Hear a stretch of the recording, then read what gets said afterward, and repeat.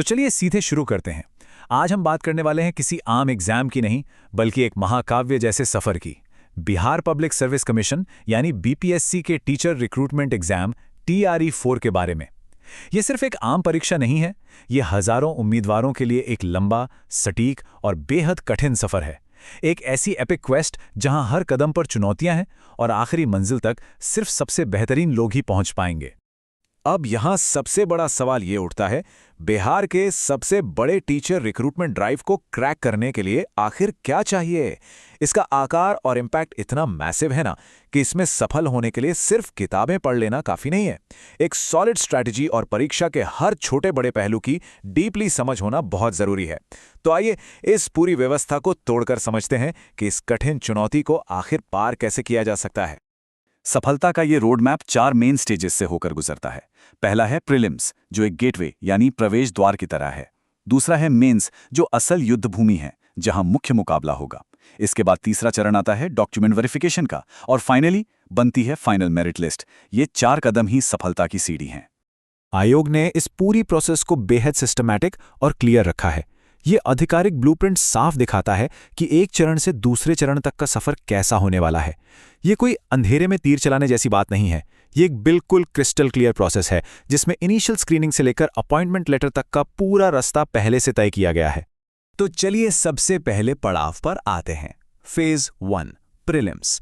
इसे the gateway कहा गया है क्योंकि यही वो पहला बड़ा दरवाजा है जिसे तोड़कर ही आगे का रास्ता खुलेगा।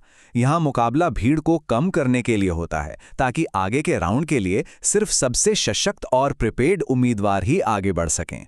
अब इस 100 नंबर के प्रीलिम्स रूपी दरवाजे को तोड़ा कैसे जाए, जरा इस ब्रेकडाउन पर ध्यान दीजिए।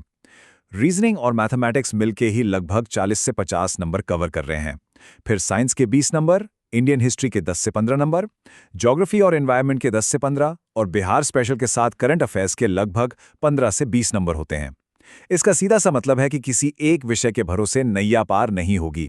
हर दिशा में बेसिक ज्ञान होना बहुत जरूरी है। लेकिन इस गेटवे से गुजरने के कुछ नियम भी हैं, जिन्हें हम सर्वाइवल रूल्स कह सकते हैं। सबसे पहली और जरूरी बात, ये सिर्फ एक स्क्रीनिंग टेस्ट है। इसके मार्क्स फाइनल मेरिट लिस्ट में बिल्कुल नहीं जुड़ेंगे। ये सिर्फ अंदर आने का एक टिकट है। अच्छी बात यह है कि इसमें नेगेटिव मार्किंग होने की प्रोबेबिलिटी भी बहुत कम है, जिसका मतलब है कि उम्मीदवार खुलकर ज्यादा से ज्यादा प्रश्न अटेम्प्ट कर सकते हैं। और सबसे बड़ा हथियार क्या होगा? NCERT और SCERT की किताबें। सारे बेसिक कॉन्सेप्ट्स यहीं से आएंगे। आधिकारिक दस्तावेज इस बात की पुष्टि करते हैं कि इन प्रश्नों का स्तर पूरी तरह से हार्डकोर UPSC लेवल का नहीं होगा, बल्कि ये BPSC एडमिनिस्ट्रेटिव, CTET और SSC लेवल का एक प्रैक्टिकल मिश्रण होगा। ये बताता है कि पेपर प्योरली कंसेप्चुअल होगा, जहां रटने से ज्यादा डीप समझ की जरूरत पड़ेगी। प्रीलिम्स के बाद आता है फेज 2। इस फेज को द ग्रेट कलिंग यानी छटनी का महादौर कहना बिल्कुल सही होगा। यही वो टाइम होता है जब असल रियलिटी सामने आती है और एक बहुत बड़ी भीड़ अचानक से बाहर हो जाती है। और इस मैसिव छटनी को डिफाइन करने वाला मैजिक नंबर है 5 से 10। आयोग ने सीधे तौर पर क्लियर कर दिया है कि अवेलेबल वैकेंसीज के मुकाबले सिर्फ 5 से 10 गुना उम्मीदवारों को ही मेंस के लिए चुना जाएगा। इसका मतलब है अगर एक सीट है तो उस पे सिर्फ 5 से 10 लोग ही आगे जाएंगे, बाकी सबका सफर यहीं प्रीलिम्स में ही खत्म। चलिए इसको नंबर्स में समझते हैं, क्योंकि नंबर्स कभी झूठ नहीं बोलते। अगर 10,000 वैकेंसीज आती हैं तो लगभग 50,000 से 1 लाख उम्मीदवार मेंस लिखेंगे। अगर 50,000 वैकेंसीज आती हैं तो 2.5 से 5 लाख कैंडिडेट्स आगे बढ़ेंगे। ये फिगर साफ साफ बताते हैं कि सिलेक्ट होने वालों से कहीं ज्यादा संख्या रिजेक्ट होने वालों की होगी। कंपटीशन का स्केल सच में विशाल है। जब ये छटनी हो जाती है तब उम्मीदवार प्रवेश करते हैं फेज 3 में। ये है द रियल बैटलफील्ड यानी मेंस परीक्षा। यही वो जगह है जहां मेरिट तय होगी, जहां आने वाले शिक्षकों का असली टेस्ट होगा। प्रीलिम्स की सफलता यहां आकर 0 हो जाती है। यहां सब कुछ एकदम नई शुरुआत मांगता है। तो इस युद्ध भूमि का नक्शा आखिर दिखता कैसा है? मेंस एग्जाम कुल 150 मार्क्स का है, जिसे 3 हिस्सों में बांटा गया है। सबसे बड़ा चंक है सब्जेक्ट नॉलेज का, जो 80 मार्क्स का है। फिर आता है जनरल स्टडीज यानी GS, जो 40 मार्क्स का है। और तीसरा हिस्सा है लैंग्वेज सेक्शन, जो 30 मार्क्स कैरी करता है। ये ब्रेकडाउन बताता है कि उम्मीदवारों को अपना वक्त और ऊर्जा एग्जैक्टली कहां इन्वेस्ट करनी चाहिए।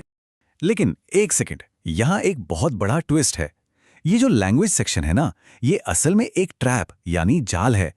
ये क्वालिफाइंग नेचर का है, जिसमें मिनिमम 30% यानी 9 मार्क्स लाना अनिवार्य है। अगर कोई इसमें फेल होता है तो उसकी आगे की कॉपी चेक ही नहीं होगी, चाहे उसने बाकी सब्जेक्ट्स में टॉप ही क्यों ना किया हो। दूसरी तरफ है मेरिट सेक्शन, जिसमें सब्जेक्ट और जीएस मिलकर 120 मार्क्स बनाते हैं। यही वो कोर हिस्सा है जो फाइनल रैंक तय करेगा। ये आधिकारिक दस्तावेज इस स्ट्रिक्ट स्ट्रक्चर को और भी क्लियरली समझाता है। यहाँ साफ लिखा है कि लैंग्वेज टेस्ट के मार्क्स फाइनल मेरिट लिस्ट में नहीं जुड़ेंगे, लेकिन इसमें पास होना सबसे पहली शर्त है। उसके बाद जो बचे हुए 120 मार्क्स हैं, सिर्फ उन्हीं के आधार पर फाइनल मेरिट लिस्ट बनेगी, जिसमें प्रश्नों का स्तर काफी डीप होगा, सीधे एनसीईआरटी और एससीईआरटी की किताबों से। अब आते हैं एक ऐसी सिचुएशन पर जो किसी थ्रिलर मूवी से कम नहीं है। फेज 4, सडन डेथ यानी टाई ब्रेकर। जरा सोचिए, हजारों लोग परीक्षा दे रहे हैं। क्या होगा अगर 2 या 2 से ज्यादा उम्मीदवारों के मेंस में बिल्कुल एग्जैक्ट मार्क्स आ जाएं? ऐसी स्थिति में आयोग टॉस नहीं करता। उनका एक बहुत ही स्ट्रिक्ट और सिस्टमैटिक टाई ब्रेकिंग प्रोसेस है। चलिए देखते हैं कि ये टाई ब्रेकर आखिर काम कैसे करता है। सबसे पहले, अगर टोटल मार्क्स बराबर हैं तो जिसके अपने मुख्य विषय यानी 80 मार्क्स वाले सेक्शन में ज्यादा मार्क्स होंगे वो जीतेगा। अगर वहां भी टाई हो गया तो देखिए ट्विस्ट, फिर उन क्वालिफाइंग लैंग्वेज टेस्ट के मार्क्स देखे जाएंगे। जी हां, वो लैंग्वेज टेस्ट जो पहले सिर्फ क्वालिफाइंग था, अब अचानक से टाई ब्रेकर में गेम चेंजर बन जाएगा। अगर वहां भी मार्क्स बराबर निकले तो उम्र देखी जाएगी। जो उम्र में बड़ा होगा उसे प्राथमिकता मिलेगी, और अगर वहां भी टाई हो गया तो अंत में देवनागरी लिपि के अनुसार नाम के पहले अक्षर के आधार पर फाइनल चयन होगा। ये आधिकारिक नियम साफ दिखाते हैं कि इस एग्जाम में एक एक मार्क की क्या वैल्यू है। लैंग्वेज टेस्ट को बिल्कुल हल्के में नहीं लिया जा सकता, क्योंकि अंत में वही किसी उम्मीदवार का पूरा करियर बचा सकता है। इन सारी चुनौतियों और नियमों को समझने के बाद अब आते हैं सबसे जरूरी हिस्से पर, the ultimate success road map. इस पूरी कॉम्प्लिकेटेड व्यवस्था को डिकोड करने के बाद सफलता का असली फॉर्मूला क्या निकल कर आता है? जीत के 4 मेन पिलर्स हैं। पहला, 80 मार्क्स के मुख्य विषय पर पूरी मास्टरी होनी चाहिए। दूसरा, जनरल स्टडीज में लगातार प्रैक्टिस बहुत जरूरी है। तीसरा, प्रिपरेशन पूरी तरह से एनसीईआरटी और एससीईआरटी मटेरियल्स के आसपास घूमनी चाहिए। और चौथा, मॉडर्न इंडियन हिस्ट्री और बिहार करंट अफेयर्स पर स्पेशल फोकस करना होगा, क्योंकि ये सबसे ज्यादा स्कोरिंग सेक्शन साबित होंगे। दस्तावेजों में एक बहुत ही पावरफुल फ्रेज का इस्तेमाल किया गया है, ऐतिहासिक अवसर यानी एक हिस्टोरिक अपॉर्चुनिटी। और सच में वैकेंसीज का जो आकार है और जिस तरह की ट्रांसपेरेंट 2 चरणों वाली एग्जाम प्रोसेस रखी गई है, ये डेफिनेटली बिहार की अब तक की सबसे ऐतिहासिक शिक्षक भर्ती बनने जा रही है। तो आखिरी सवाल जो इस एक्सप्लेनर के अंत में बचता है वो यही है, क्या सभी उम्मीदवार इस महाकाव्य जैसे सफर में इतिहास रचने और विजयी होकर उभरने के लिए पूरी तरह तैयार हैं? रास्ता मुश्किल जरूर है, पर रोडमैप अब बिल्कुल साफ है। इसे समझना, इस पर लगातार चलना और लक्ष्य हासिल करना ही सफलता की असली कुंजी है। आज के इस एक्सप्लेनर में बस इतना ही।